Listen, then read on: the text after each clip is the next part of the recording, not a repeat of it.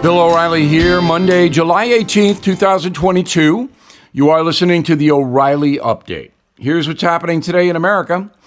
Joe Biden defends her husband. Saudi Arabia agrees to pump more oil. LeBron James says Boston fans are racist. A survey ranks the poorest places in America. Also ahead, a 10-year-old girl in the middle of an abortion controversy. But first, Dr. Jill Biden, the First Lady, defending her husband's presidency. She says that Joe Biden is increasingly frustrated. Quote, Joe had so many hopes and plans for things he wanted to do, but every time he turned around, he had to address the problems of the moment. He's just had so many things thrown his way, unquote, from Jill. The president back in the USA after his trip to the Middle East, where he praised the, quote, selfishness of the U.S. military. He meant to say selflessness.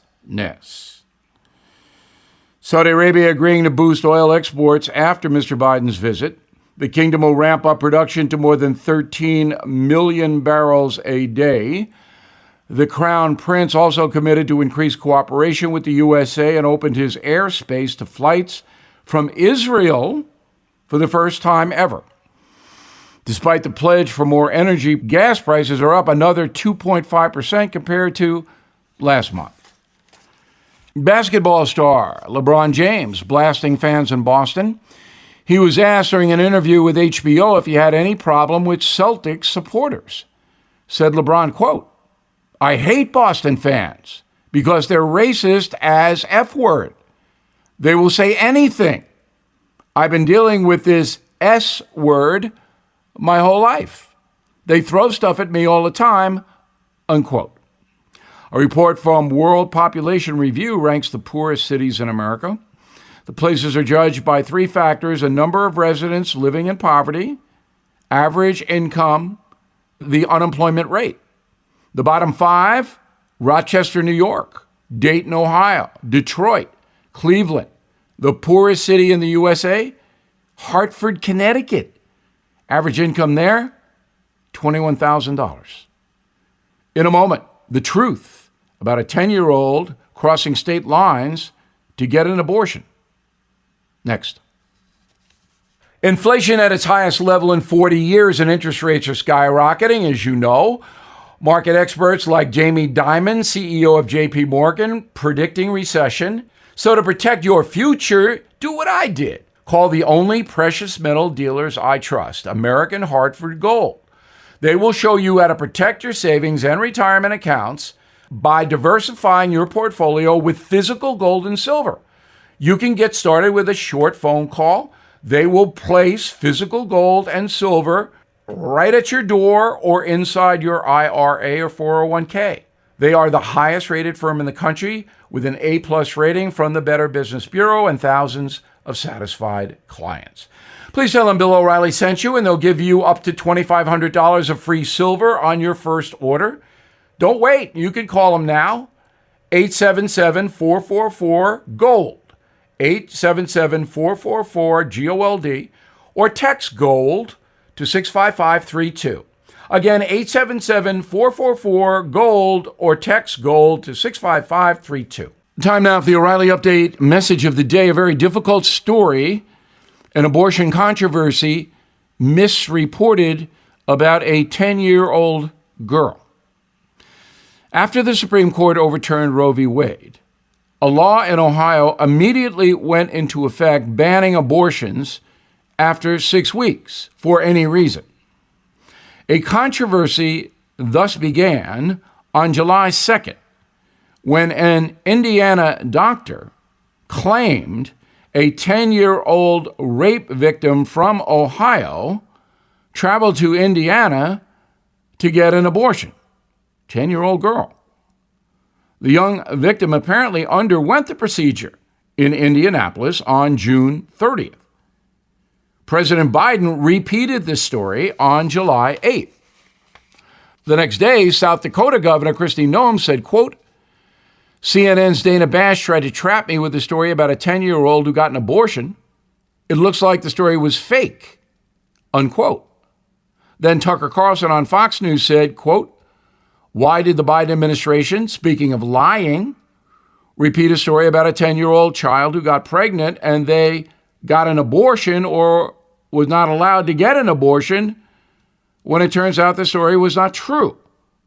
Where is the rapist?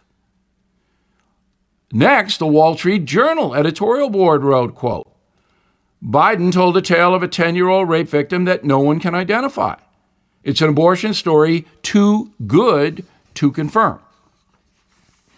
But then the truth emerged. Last week, a 27-year-old man was arrested in Columbus, Ohio, and confessed to the rape.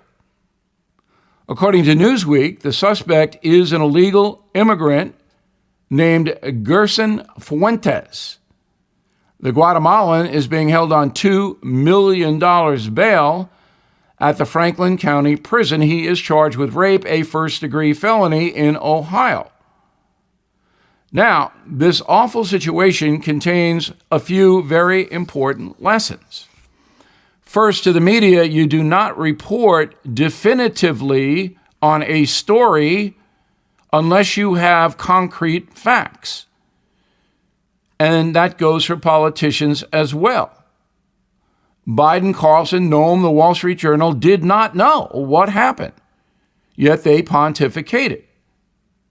Your humble correspondent, that's me, did not. I followed this story because it was horrendous. Again, 10-year-old girl raped has to get an abortion. But all I said about it was that any child seeking an abortion is a public health emergency, which it is. There should be no controversy surrounding an operation of a child who is impregnated. That decision should be made by the state, the family, and the doctor. The corrupt media, of course, is suppressing the illegal alien angle of this horrendous story. And again, the rapist has admitted what he did. He'll spend the rest of his life in prison. I'm Bill O'Reilly. I approve the message by writing it. If you'd like more honest news analysis, please visit BillO'Reilly.com. And I hope you check out my new book, Killing the Killers. In a moment, something you might not know. If you are trying to grow a business, you know time is precious. Imagine if you could streamline routine operations that eat up your time. Things like lead management, employee onboarding, even customer support. So let me introduce you to Zapier. Zapier makes it easy to connect all your apps, automate routine tasks, and streamline your processes. Better use of your time to prioritize customer and client needs. Zapier makes it easy for anyone to get started. You can connect over 4,000 of the most popular apps businesses use every day. Google Sheets, QuickBooks, Facebook, and more. 1.8 million people and businesses now use Zapier to streamline their work and find more time for what matters most. See for yourself why thousands of companies use Zapier every day to automate their businesses. Try Zapier free today at Zapier.com/Bill. That's Zapier.com/Bill. Now, the O'Reilly Update brings you something you might not know. 53 years ago today, one of the most prominent politicians in America wrecked his car after a barbecue in Massachusetts. The senator did not report the accident for 10 hours, and there was a big reason why he did not. Here is the story of Ted Kennedy and Chappaquiddick. On July 18, 1969, most Americans were huddled around the TV to watch news reports about the Apollo 11 lunar landing, but in New England, Ted Kennedy and his cousin were hosting a cookout on Chappaquiddick Island, part of Martha's Vineyard. The party was planned as a reunion for veterans of the slain Robert Kennedy's 1968 presidential campaign. Bobby, of course, was Ted's older brother. Following his assassination 1 year earlier, Ted Kennedy assumed the family's presidential ambitions. In 1969, the Democrat was elected majority whip in the Senate and was an early front-runner for his party's presidential nomination in 1972. After the cookout, Kennedy, a married man, left the party with 28-year-old Mary Jo Kopechne. While driving down a beach road around midnight, Kennedy flipped his Oldsmobile off a wooden bridge into the water. The senator escaped the car, but Mary Jo was trapped inside. Kennedy did not go back down to help her, authorities ruled later. Now, the senator quickly returned to his hotel room and actually fell asleep. At 9:45 the next morning, 10 hours later, he reported the accident to local police on Martha's Vineyard. Mary Jo's body was removed from the wreckage hours later. The incident became a national scandal.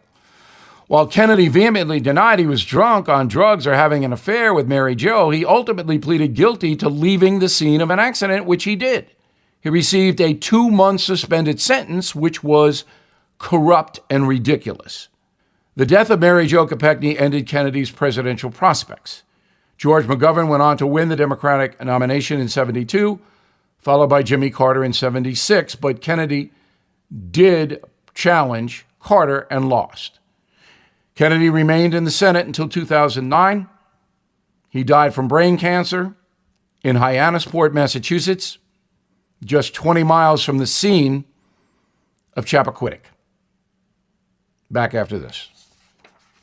This is a special alert to all Americans who own a vehicle with less than 200,000 miles with an auto warranty about to expire or with no warranty coverage at all. Due to a decline in the economy, CarShield is announcing a low-cost month-to-month vehicle protection plan that is now available to the public to save any driver out-of-pocket expenses on future auto repairs. Call now to find out how you can pay almost nothing for covered auto repairs. Yes, you heard that correctly. Pay almost nothing for covered auto repairs. An open phone line has been established for all drivers to call for a free quick quote. Call 800-925-7584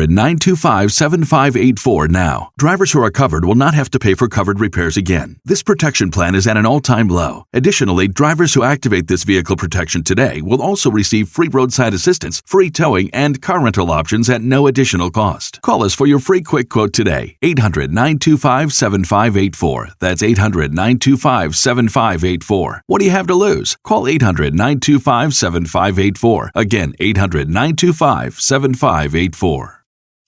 Thank you for listening to the O'Reilly Update. I am Bill O'Reilly. No spin, just facts, and always looking out for you.